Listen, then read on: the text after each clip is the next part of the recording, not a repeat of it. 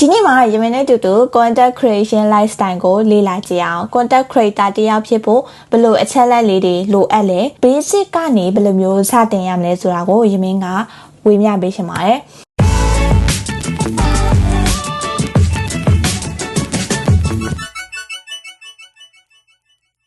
ပထမဆုံးအနေနဲ့ယမင်းတို့ content creation အကြောင်းကိုလေ့လာကြည့်ကြမယ်ပေါ့နော် content creation ဆိုတာဘာလဲ content creation လို့ပြောလိုက်ပြီးဆိုတာနဲ့ဒါ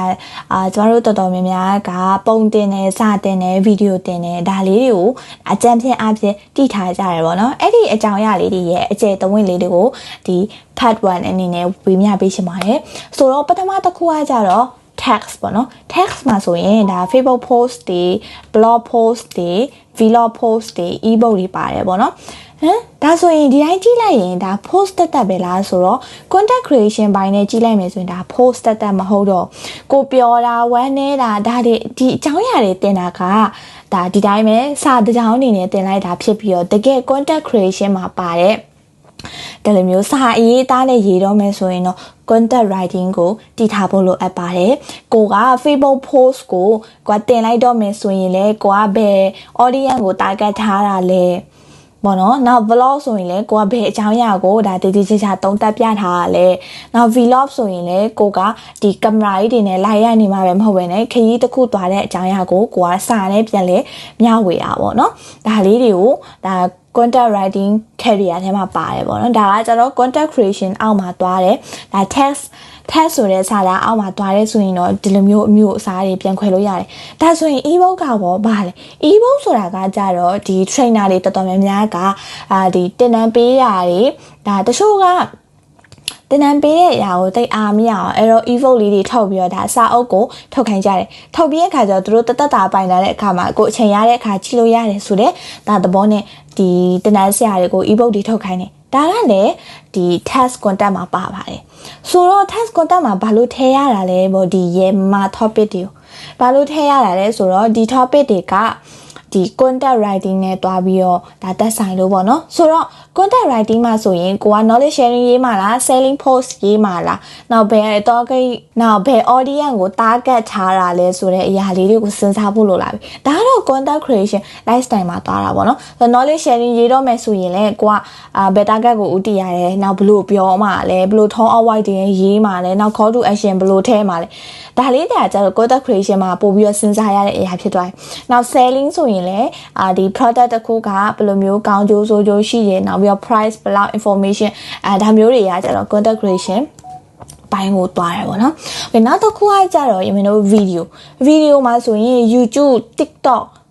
နောက်ပြီးတော့ reel video တွေနောက် entertainment video တွေဒါတွေကကြတော့ယမင်းတို့ social media မှာတွေ့နေကြတဲ့ video တွေပဲဒါပေမဲ့အဲ့လို video တွေဖြစ်လာဖို့အတွက်နောက်မှာအစင်းစစ်ဘယ်လိုမျိုးတွေ run ရလဲပေါ့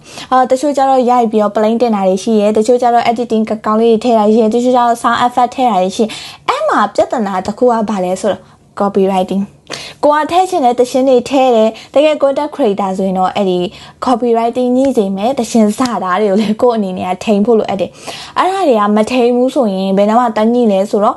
ဒီ Facebook တို့ YouTube မှာတွားပြီးတော့ကိုတင်လိုက်တယ်တန်းညှိလိုက်ပြီဆိုရင်အတန်မပါလာတာလေကိုယ့်ရဲ့ post ကိုဖျက်ချခံရတာလေကိုယ့်အကောင့်နီးရတယ်ဝါတာလေဒါတွေဖြစ်လာနိုင်ပါတယ်ဆိုတော့YouTube မှာ Facebook မှာ TikTok မှာတင်တော့မယ်ဆိုရင်လည်းကိုတင်မဲ့အချိန်အပိုင်းခြားဆိုတာရှိရပေါ့နော်ကိုကဘယ်အချိန်မှာ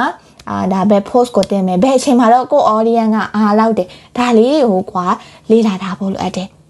ဒါတော့ content creator လုံးမဲ့လူတွေ content creation ကိုစိတ်ဝင်စားတဲ့လူတွေနဲ့တည်ထားတဲ့အဓိကကြတဲ့အချက်ပေါ့နော်နောက်တစ်ခုကကြတော့ audio ဘိုင်းကိုကြည့်မယ်ဆိုရင်လည်းမင်းဆိုတာဒီနားထောင်တာတစ်ခုကိုပဲဒါတည်ထားလို့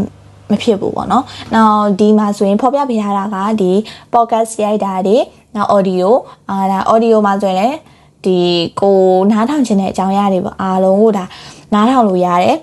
။နောက်တစ်ခုကကြတော့ audio ပေါ့နော် audio လို့ပြောလိုက်ပြီဆိုရင်ဒါ podcast တွေ radio တွေနောက် audio podcast တွေ audio book တွေ ဒါတွေကဘလို့လဲဆိုတာသိထားဖို့လိုအပ်တယ်ပေါ့နော်ဆိုတော့ podcast ကကြတော့ဒီအကြောင်းအရာတစ်ခုကိုတိုင်ပင်ပြီးတော့ဒါဆွေးနွေးတာ face to face မဟုတ်ပဲねဒါ zoom ကနေဆွေးနွေးတာပဲဖြစ်ဖြစ်ဒါလေးတွေကိုကြတော့လည်းမိတ်ဆွေတို့ဘယ်အပိုင်းဆိုရင်ဘယ်အပိုင်းဘယ်လိုမျိုးခွဲရဲဆိုတာသိထားဖို့လိုအပ်ပါတယ်နောက်တစ်ခါကျ radio တွေဆိုရင်ဘယ်တော့မှ3သေးလဲအခုခေတ်မှာ radio တွေလည်း3သေးရပေါ့နော်ကားတွေပါတွေဒီကားပေါ်မှာတွေဖွင့်သေးတယ်ပေါ့နော်တော်များများကဒီ Facebook ကပဲဖွင့်တယ်လို့ထင်ကြတာပေါ့နော်audio ပိုင်းမှာဆိုရင်လည်းဒါမိတ်ဆွေတို့ကဒီ podcast တွေဘယ်လိုမျိုး run လဲနောက်ကိုကဒီလိုမျိုးရုပ်ဒီမပြချင်ဘူးဆိုရင် radio အနေနဲ့လည်းတွားလို့ရတယ်ပေါ့နော်ဒီ social media မဟုတ်ဘဲနဲ့ radio line ဘက်ကိုပြောင်းပြီးတော့လေကိုအတန်တွေကိုပြန်ပြီးတော့ sharing လုပ်လို့ရတယ်ပေါ့နော်ဒါကိုတချင်းဆိုမှာလားစာဖတ်ပြမှာလားနောက်တစ်ခါကျတော့ radio တွေအသုံးများတာကကြတော့ဘယ်နေရာမှာလဲဆိုတော့ဒီအမြင်အာရုံချိုးတဲ့နေတဲ့လူတွေဆိုရင်ဒါ radio လေးတွေနားထောင်နေပေါ့နော် screen ကကြတော့သူတို့အနေနဲ့ထိတွေ့ကင်တယ်လို့အစမပြေတဲ့အခါကျတော့ဒီ radio လေးတွေနားထောင်ပြီးလုပ်ကြတယ်ဆိုတော့သူတို့အတွက်လည်းဒါ creation လုပ်ချင်တဲ့လူတွေဆိုရင်ဒါ radio ဘယ်လိုမျိုး run လဲဆိုတာသိထားဖို့လိုက်တယ်နောက်တစ်ခါကျတော့ audio podcast ပေါ့ audio podcast ကကြတော့ဒီအလုပ်လုပ်နေတဲ့လူတွေကောင်းမောင်းနေတဲ့လူတွေဆိုရင်ဒါအများသောအဖြစ်အချိန်မရှိကြတဲ့လူတွေများတယ်ပေါ့နော်ဆိုတော့အဲ့လိုလူတွေကဘယ်လိုမျိုးလုပ်လို့ရလဲဆိုတော့ကိုကဒီမျက်နှာမပါဘဲနဲ့ဒီ audio podcast လေးတွေဒါ knowledge sharing လေးတွေဒါနားထောင်လို့ရတယ်အဲ့လိုနားထောင်လို့ရတဲ့အခါမှာလည်းဒီမိတ်ဆွေတို့ကရုပ်တွေပါတယ်မပြချင်ဘူးအဲ့လိုမျိုး audio podcast မှာရိုက်ချင်တယ်ဆိုရင်လည်းဒါ content creator အနေနဲ့ဒါရိုက်လို့ရတယ်အတန်တုံရင်းနဲ့လည်းကိုက creation လမ်းကြောင်းကိုဒါရှောက်လို့ရတဲ့စာကိုဒါ remind လုပ်ပေးချင်တာပါနောက်တစ်ခါကျတော့ audio podcast နဲ့ audio book နဲ့ကတော့တူတူပဲပေါ့နော် audio book ကကြတော့ဒီဖတ်ထားတဲ့စာအုပ်တွေကိုအကျဉ်းချုပ်ပြီးတော့မိတ်ဆွေတို့ကိုဒါpresentation ပြန်လုပ်ပြသလိုပဲပေါ့နော် knowledge sharing ပြန်လုပ်ပြသလိုပဲဒါလေးတွေလည်းမိတ်ဆွေတို့ကနားထောင်လို့ရတယ်ဒါကကိုက audience လောက်မှာလားဒါမှမဟုတ် creation လောက်မှာလား creation လောက်မယ်ဆိုရင်အဲ့လို audio book တွေလည်းဒါဖန်တီးလို့ရတာကို sharing လုပ်ပေးချင်တာပါနောက်တစ်ခါကျတော့ visual ရပေါ့နော်အဲ့မှာဆိုရင် infographic ပုံနေဒီတခြားသောပုံနေပေါ့နော်ဒါလေးတွေကိုလည်းကိုကဖန်တီးထားဖို့လိုအပ်တယ်ဖန်တီးတက်ဖို့လိုအပ်တယ်ကျမတို့လူတွေက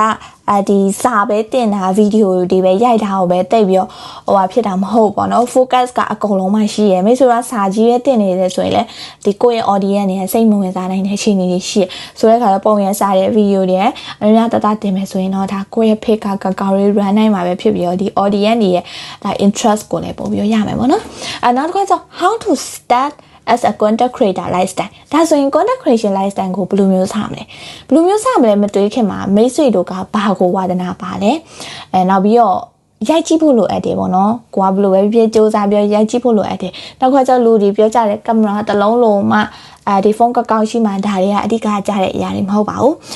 အဓိကတော့ဒီကိုကတော့ဒီ microphone လေးတစ်လုံးကတော့ယင်လိုက်ပေါ့နော်ယင်လိုက်ပြီးတော့ကိုရဲ့မှဖုန်းမှာပဲဒါအစမ်းရိုက်ပြီးတော့ဒါတဖြည်းဖြည်းအပုတ်ရများများထွက်လာတဲ့အခါမှာပိုကောင်းမွန်တဲ့ quality တွေရလာမယ်ပေါ့နော်အမှဆိုရင်အစပိုင်းပဲလှုပ်ရှင်ပြီးတော့နောက်ပိုင်းဆက်လုပ်သွားဖို့ဆိုရင်တော့ကိုဝါဒနာပါတဲ့အရာလေးတွေကိုဒါလှုပ်ရင်းနဲ့ပဲကိုရဲ့ career တစ်ခုကိုဒါတည်ဆောက်သွားဖို့လိုအပ်ပါတယ်ဒါဆိုရင်ငါဒီနေ့ content creation အကြောင်းကိုဒါ sharing လုပ်ပေးတာပဲဖြစ်ပါတယ်ဗီဒီယိုလေးကိုကြိုက်တယ်ဆိုရင်တော့ရဲ့ channel ကို like and subscribe လေးလုပ်ပေးခဲ့လို့ရပါတယ်ဒါဆိုရင်နောက်ထပ် lesson တွေမှာပြန်ပြီးတော့တွေ့ပါမယ်နော်